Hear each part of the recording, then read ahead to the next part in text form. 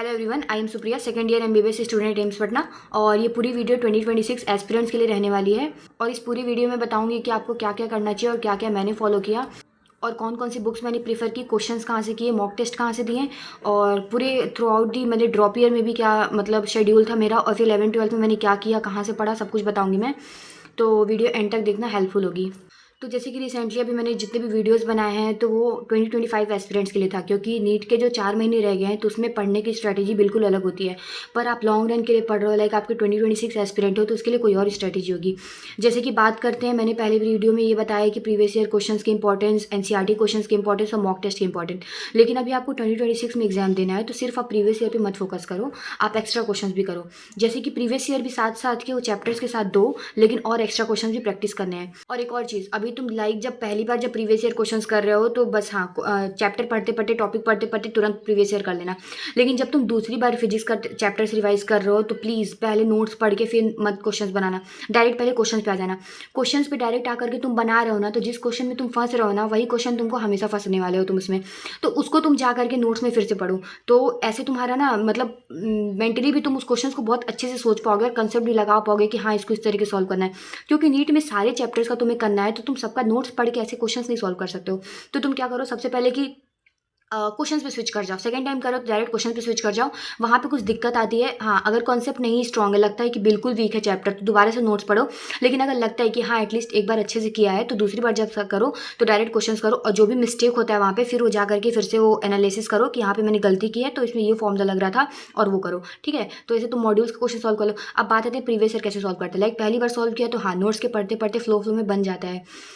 Notes अगर पढ़ रहे हो तो फ्लो में क्वेश्चंस बन जाते हैं, लेकिन ना उसके बाद जब दोबारा बनाते हैं ना बिना नोट्स देखे, तो फिर हमें लगता है कि नहीं नहीं यहाँ हम लैग कर रहे हैं। तो गलतियाँ तभी पहचान पाओगे जब डायरेक्ट क्वेश्चंस बनाओगे सेकंड टाइम। ठीक है, तो वहाँ पे जब प्रीवियस ईयर क्वेश्चंस कर रहे हो तो सबसे पहले प्रीवियस ईयर करते वक्त जाओ ना, जो फॉर्मूला में तुम फंस रहे हो, जो कंसेप्ट में तुम अटक रहे हो, उस कंसेप्ट को एक अलग से कॉपी में रखो, ताकि तुम अगर नीट के एंड में आ जाओगे ना, तो तुम्हारे पास पूरा एक बुकलेट बन के तैयार हो जाएगी कि तुमने क्या क्या गलतियाँ की है और किस प्रीवियस ईयर क्वेश्चन में तुम अटके हो, कौन से फॉर्मूला तुम अटक रहे हो, कौन सा कंसेप्ट तुम नहीं समझे हो।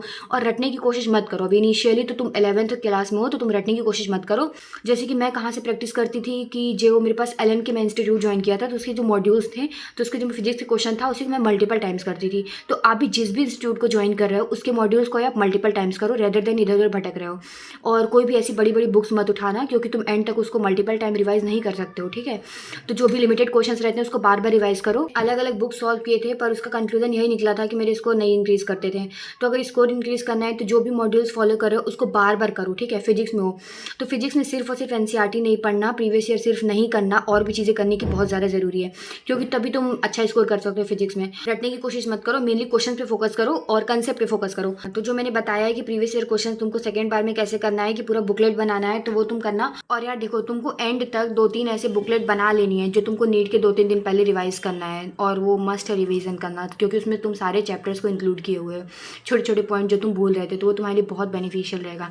एंड में वो सब बुकलेट रिवाइज करने से ना फुल सिलेबस में बहुत स्कोर इंक्रीज होता है, क्योंकि तुम ऑब्वियस सी बात है सारे चैप्टर्स को एक साथ ऐसे अचानक से रिवाइज नहीं कर सकते हो।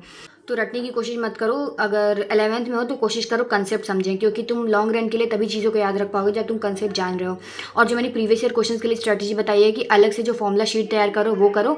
उसके बाद ये सब कुछ फिजिक्स के लिए रहा, और उसके बाद आ जाओ केमिस्ट्री पर। तो केमिस्ट्री में भी तुमको सेम फिजिकल केमिस्ट्री के लिए जो भी मॉड्यूल्स तुमने मिला है उसको तुम बार बार करो, एनफ है। अगर तुम मॉड्यूल्स को बार बार करो फिजिकल केमिस्ट्री में तो एनफ है।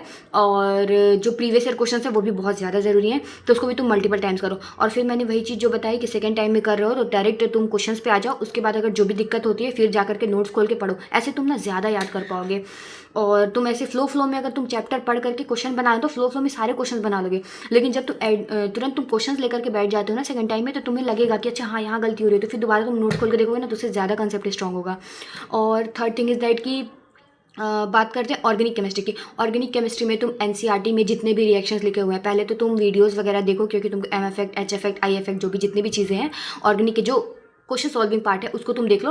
और सेकंड थिंग इज़ दैट जो भी नेम रिएक्शंस वाला पार्ट है, तुम जो भी हो नेम रिएक्शन में तुमको कंसेप्ट सीखने की ज़रूरत नहीं है, क्योंकि लोग बोलेंगे मैकेनिज्म रटो, क्या करोगे मैकेनिज्म रट करके, तुम्हें एज इट इज़ क्वेश्चन आएंगे, तुमको उसको फ्रेम करना है। और थोड़े बहुत कंसेप्ट होते हैं, मतलब लाइक कंसेप्ट क्या ही होते हैं, पहले ऑर्गेनिक केमिस्ट्री में रिएक्शंस देखते हैं क्या बनता है, फिर उसका कंसेप्ट लोग अपने से बनाते हैं। तो तुम कोशिश करो कि तुम रिएक्शंस रटो और क्या कहाँ पे स्विच हो रहा है, कहाँ पे शिफ्ट हो रहा है, क्यों शिफ्ट हो रहा है, स्टेबिलिटी कहाँ जा रही है, रेजोनेंस कहाँ पे ज़्यादा हो रहा है तो स्टेबल ज़्यादा है, ये सब चीज़ें ध्यान करो और ये सब चीज़ सीखो और डायरेक्ट तुम स्विच कर जाओ क्वेश्चंस करने पे। और क्वेश्चंस करते वक्त क्या करो कि तुम एनसीईआरटी के बैक एक्सरसाइजेस करोगे तो बहुत बेनिफिशियल होगा।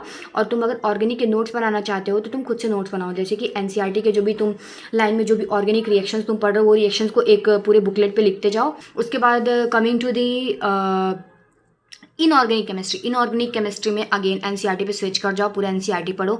और कुछ लाइक क्वेश्चंस होते हैं केमिकल बॉन्डिंग वगैरह का, ये सब सॉल्व करने का ना अच्छे से लाइक लेक्चर देख लेना, जहाँ से भी लेक्चर देख रहे हो टीचर अगर अच्छा नोट्स बनाया है तो उसको भी तुम रीड कर सकते हो। और क्वेश्चन ज़्यादा सॉल्व करो और इसमें भी मॉड्यूल के जो क्वेश्चन है उसको बार बार करो, ठीक है। और प्रीवियस ईयर क्वेश्चन भी साथ साथ ये करो और बस इतना एनफ है। और एनसीईआरटी के भी क्वेश्चंस देख लेना, ठीक है। उसके बाद कमिंग टू दी बायोलॉजी, तो बायोलॉजी में मैंने पूरा बहुत अच्छे से ब्रीफली समझाया है कैसे पढ़ना है। तुम उसको अगर उतना कर लेते हो ना तो एनफ है, तुम फुल स्कोर कर सकते हो।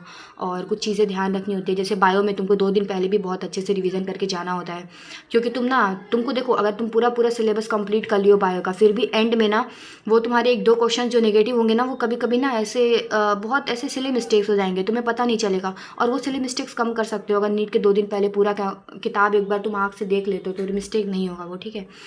उसके बाद तुमने अगर एक बार सिलेबस कंप्लीट कर लिया, देखो तुम दिमाग में ना मोटो रखना कि मुझे जल्दी से जल्दी सिलेबस कंप्लीट करना है ताकि मैं जल्दी से जल्दी मॉक टेस्ट दे पाऊँ।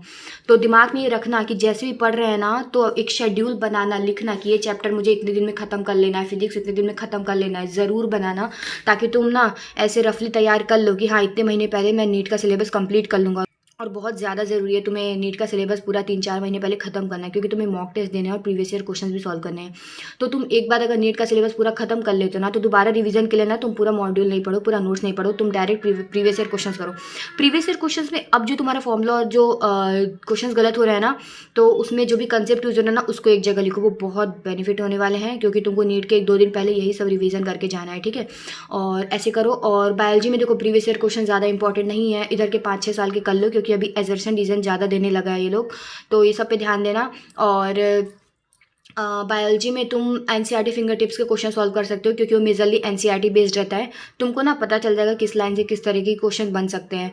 और एनसीईआरटी भी कोशिश करो कि बहुत ब्रीफली अच्छे से पढ़े, समझ के पढ़े। और कभी कभी ना हमें चैप्टर समझ नहीं आते हैं तो तुम उसके लेक्चर्स ले लो, ठीक है। और बायो की मैंने वीडियो में बहुत अच्छे से बताया, वो देख लेना एक बार। और उसके बाद coming to the mock test, तो देखो जब भी तुम बीच में पार्ट वाइज मॉक टेस्ट तो दोगे, उसको तुम कोशिश करना ना वो सिलेबस पूरा प्रिपेयर कर लें, कोशिश करना ना फुल सिलेबस ज़्यादा दें। फुल सिलेबस जितना ज़्यादा दोगे उतना ज़्यादा तुम्हारे मार्क्स में इन्हेंसमेंट होगा, क्योंकि हर एक फुल सिलेबस देने के बाद तुम्हारा हर एक कॉन्फिडेंस बढ़ता जाएगा, तुम्हारे अंदर डर खत्म हो जाएगा सारे चैप्टर्स को हैंडल करने का। अचानक से जो चैप्टर बहुत पहले पढ़ा था उसका क्वेश्चन तुम बना ले रहे हो, तुम्हारे अंदर बहुत कॉन्फिडेंस आएगा। और ये सब चीज़ें तुम कर सकते हो अगर तुम्हारे कॉन्सेप्ट बेसिक से स्ट्रॉन्ग रहते हैं। तो अभी 11th में हो तो कोशिश करो कि जो भी मॉड्यूल्स फॉलो करो उसको बार बार फॉलो करें। और एंड में सिर्फ प्रीवियस ईयर तो करना ही है, वो मैंने बताया है एंड के 4 मंथ स्ट्रेटजी में। और जो मैं बोल रही हूँ ना सिर्फ इतना ही करना है यार, और बहुत ज़्यादा इधर उधर मत भागना, जितना मैं बोल रही हूँ उतना कर लो, एनफ है। गवर्नमेंट कॉलेज में सिलेक्शन हो जाएगा तुम्हारा, और बहुत अच्छे से ज़्यादा मॉक टेस्ट वगैरह देते हो और बहुत स्ट्रिक्टली फॉलो करते हो मेरे पूरे मतलब एनसीईआरटी को फॉलो करना, प्रीवियस ईयर क्वेश्चंस को फॉलो करना, उसको एनालिसिस करना, मॉक टेस्ट ज़्यादा देना, तो तुम पूरे बहुत अच्छा स्कोर कर सकते हो, तुम 650 क्रॉस कर सकते हो बहुत अच्छे से। लाइक मैं पर्सनली बताऊंगी तो मेरे प्रिपरेशन में सिर्फ एक कमी रह गई थी कि मुझे और ज़्यादा मॉक टेस्ट देने चाहिए थे, ठीक है। और एनालिसिस भी ज़्यादा अच्छे से करना चाहिए था, तो ये गलती तुम मत करना, मॉक टेस्ट और ज़्यादा देना, ठीक है ना। चलो, और फिर अच्छे से पढ़ते रहो, और वीडियो अच्छी लगी हो तो लाइक कॉमेंट शेयर कर देना। और मैं कॉमेंट्स पढ़ती हूँ, उस पर बेस्ड मैं वीडियोज़ बना देती हूँ जो भी मुझे रेलिवेंट लगते हैं। और अभी रिसेंटली मैं एक ऑर्गेनिक केमिस्ट्री में जितने भी मैंने जैसे पढ़ा था वो बताऊंगी। फ्रॉम जीरो मैंने स्टार्ट किया था और कैसे मैंने 2 महीने में मैंने पूरी ऑर्गेनिक केमिस्ट्री खत्म कर ली थी, मतलब अच्छे से, लाइक हर एक चीज़ पढ़ा था मैंने। और उसमें मैंने बहुत कुछ एक्स्ट्रा भी पढ़ लिया था, तो उसमें मुझे 2 महीने लग गए थे। नहीं तो आई टेल यू कि कितना पढ़ लो एनफ है, ऑर्गेनिक केमिस्ट्री में अच्छा स्कोर कर लोगे। और नीट में मेरे ऑर्गेनिक केमिस्ट्री में एक भी क्वेश्चन नहीं गलत हुए थे, तो मैं कॉन्फिडेंटली उसको अच्छे तरीके से गाइड कर सकती हूँ।